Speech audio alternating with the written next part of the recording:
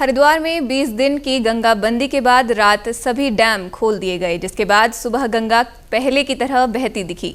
गंगा जल प्रवाहित होने से जहां यात्रियों पर्यटकों के चेहरों पर खुशी दिखी, वहीं स्थानीय लोगों ने गंगा को नमन कर 20 दिन बाद त्योहारी जरूरतों के लिए जल पात्रों में जल भरा।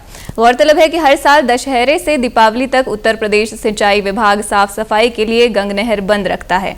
पुरोहित समाज का कहना है कि 20 दिनों तक गंगा बंदी के बाद हरिद्वार के गंगा घाटों पर वीरानी छा जाती है और लोगों को काफी मायूसी होती है। हालांकि अब गंग नहर खोले जाने के बाद तीर्थ पुरोहित बेहद खुश नजर आ रहे हैं। भगवती गंगा का जो स्थान है वो ये हरिद्वार हर की पौड़ी ब्रह्मकुंड है। बिना गंगा के कुछ नहीं।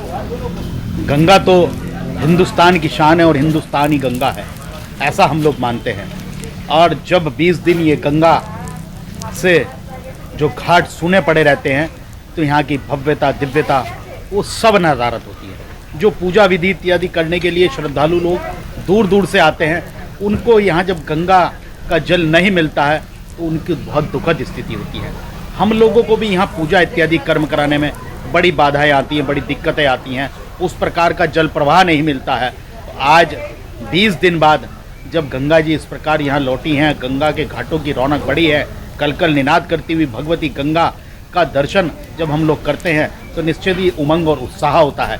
श्रद्धालु आने वाले लोग सभी प्रसन्न होते हैं। ये बिल्कुल वैसा ही दृश्य होता है जैसे भगवान राम लंबे वनवास के बाद जब अयोध्या लौटे थे। ऐसा ही लगता है कि गंगा 20 दिन के लिए कहीं वनवास, और वो 20 दिन 14 वर्ष के वनवास से कम नहीं होते हैं।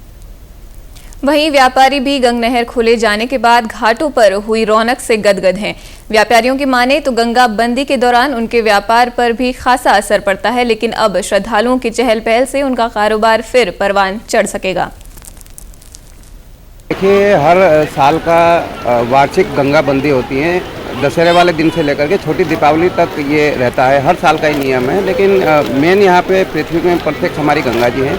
धार्मिक के क्षेत्र में विश्व में सबसे पहला स्थान हमारी गंगा जी का ही आता है और पृथ्वी में प्रत्यक्ष है हमारी माँ गंगा।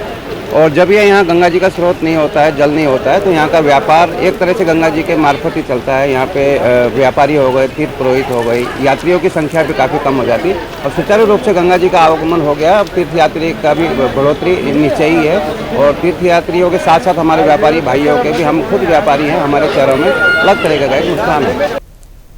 श्रद्धालु भी गंगा में डुबकी लगाकर संतुष्ट नजर आए। उनकी माने तो गंगा बंदी के दौरान घाटों पर विशेष पूजा और गंगा स्नान से लेकर गंगा जल तक के लिए उन्हें परेशानी का सामना करना पड़ता है। हालांकि अब ये दिक्कतें दूर हो गई हैं और सभी श्रद्धालु यहां पहुंच रहे हैं।